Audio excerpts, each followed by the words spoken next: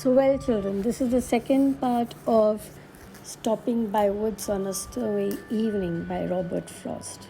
Well, children, this is, as I said, written by Robert Lee Frost, and this poem was published in 1923.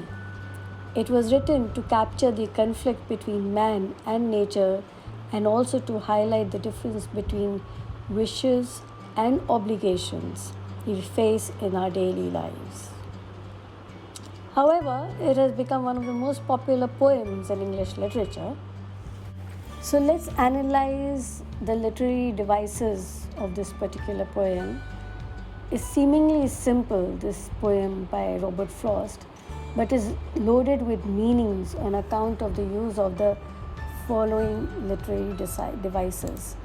Well, to begin with, we have a metaphor, though we cannot really say that there is a metaphor in this. However, there are two extended metaphors in the poem. Like you have the last line of the third stanza, sweep of easy wind and downy flake. And the second metaphor is used in the last line with repetition, like and miles to go before I sleep.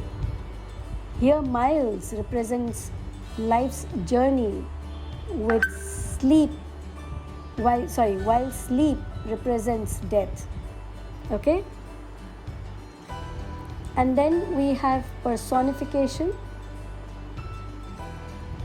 It is personified, that is Robert Frost has personified the thinking of the horse mildly in the second stanza when it stops. And in the third stanza he gives a sign to the rider saying that he gives his harness bells a shake to ask if there is some mistake. It shows as if the horse is a human being who understands his owner's needs or inquires if they have to stop. So now you have imagery. Imagery is used to make readers feel things through their five senses. Okay? So the poet has used the images for the senses, of sight, such as woods, house, lake, and these images help readers see the woods as a source of solace and comfort to a lone traveler. Now you have alliteration. It is the repetition of the same consonant sounds in the same lines, such as the consonant use of W.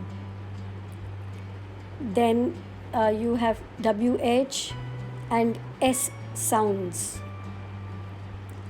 The following phrases are examples of alliteration from the poem, like watch his woods, sounds the sweep, his house.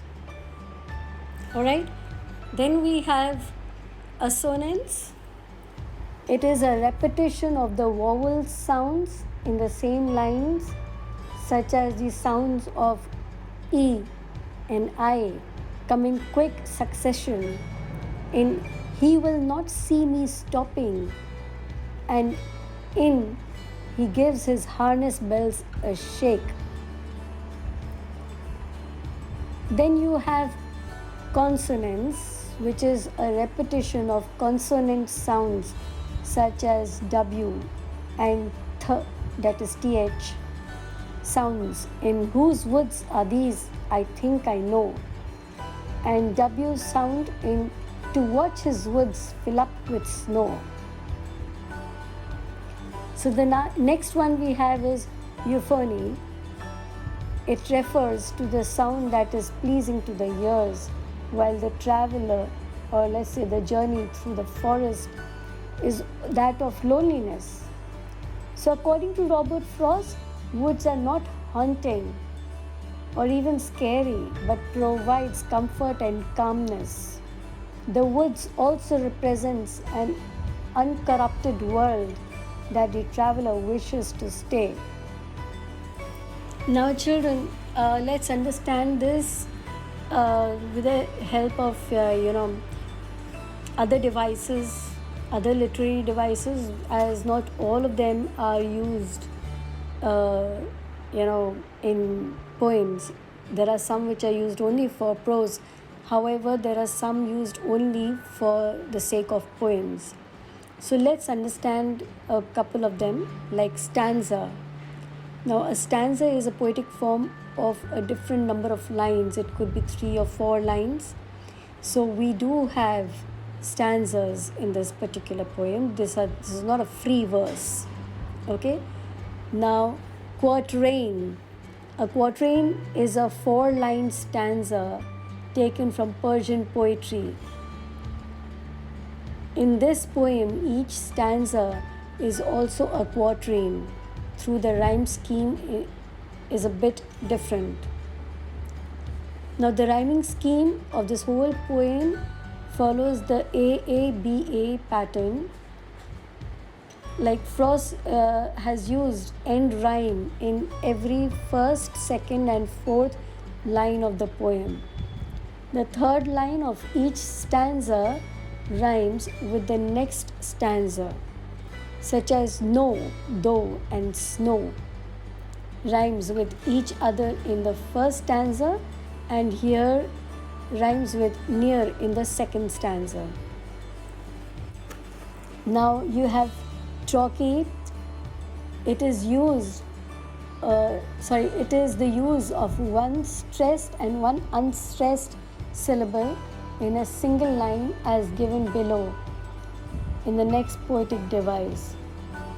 Like stressed and unstressed would be in the sense that the two type of stressed syllables are used, such as whose woods these are, I think I know. And this pattern continues throughout the poem.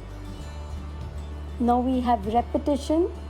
There is a repetition of the verse, and miles to go before I sleep, and miles to go before I sleep, which has created a musical quality in the poem.